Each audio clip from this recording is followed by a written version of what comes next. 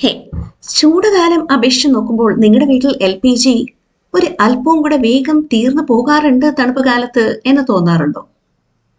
അങ്ങനെയാണെങ്കിൽ തണുപ്പ് കാലത്ത് നിങ്ങൾ കുളിക്കാൻ സ്റ്റവയിലാണ് വെള്ളം ചൂടാക്കുന്നതെങ്കിൽ അതല്ലാതെ ഇതിന് പുറകിൽ മറ്റൊരു കാരണം കൂടെയുണ്ട്. LPG എന്ന് പറയുമ്പോൾ ലിക്വിഡ് പെട്രോളിയം ഗ്യാസ് എന്നാണല്ലോ.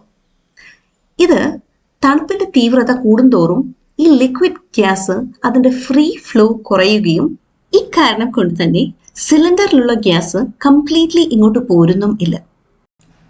കുറച്ച് വർഷങ്ങളായിട്ട് പണിയുന്ന വീടുകളിലും അപ്പാർട്ട്മെന്റ്സിലും ഒക്കെ സേഫ്റ്റി മെഷേഴ്സ് നോക്കി സിലിണ്ടർ പുറത്ത് വെക്കുന്ന സൗകര്യത്തിലാണ് വീടുകൾ പണിയുന്നത്. അപ്പൊ നിങ്ങൾ താമസിക്കുന്ന സ്ഥലത്തിന്റെ തണുപ്പിന്റെ തീവ്രതയ്ക്ക് അനുസരിച്ചും എവിടെയാണ് നിങ്ങളുടെ വീട്ടിൽ സിലിണ്ടർ പ്ലേസ് ചെയ്തിട്ടുള്ളത് ഇത് അടിസ്ഥാനപ്പെടുത്തിക്കൊണ്ട് തണുപ്പ് കാലങ്ങളിൽ ചെറിയ വേരിയേഷൻ കാണുന്നതായിരിക്കും.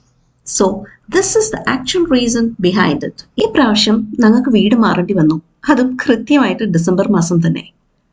ആദ്യമായിട്ടാണ് സിലിണ്ടർ പുറത്ത് വെച്ച് ഉപയോഗിക്കുന്നത് ഒരു എക്സ്പീരിയൻസ് ഞങ്ങൾക്കുള്ളത്.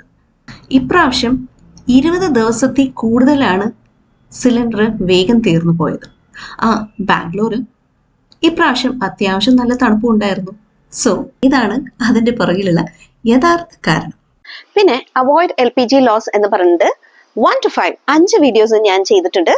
അതിൽ നമ്പർ 1 വളരെ ബേസിക് കോൺസെപ്റ്റ്സ് ആയിട്ട് നമ്മുടെ സ്റ്റവും പാത്രങ്ങളും തമ്മിൽ ഉള്ള ഒരു ഏറ്റുമുട്ടുമ്പോൾ എങ്ങനെയാണ് എന്നുള്ളതൊക്കെ ഞാൻ വളരെ സിമ്പിൾ ആൻഡ് റെലവെന്റ് എക്സാമ്പിൾസ് ആയിട്ട് അവിടെ എക്സ്പ്ലെയിൻ ചെയ്തിട്ടുണ്ട്. അത് കണ്ടാലും കേട്ടാലും I'm sure that will help and that will be clear for you guys. And a link ഞാൻ കൊടുത്തേക്കാം. That's it for today. This is Gotsi from Gotzi's Version Malayalam. Take care and goodbye.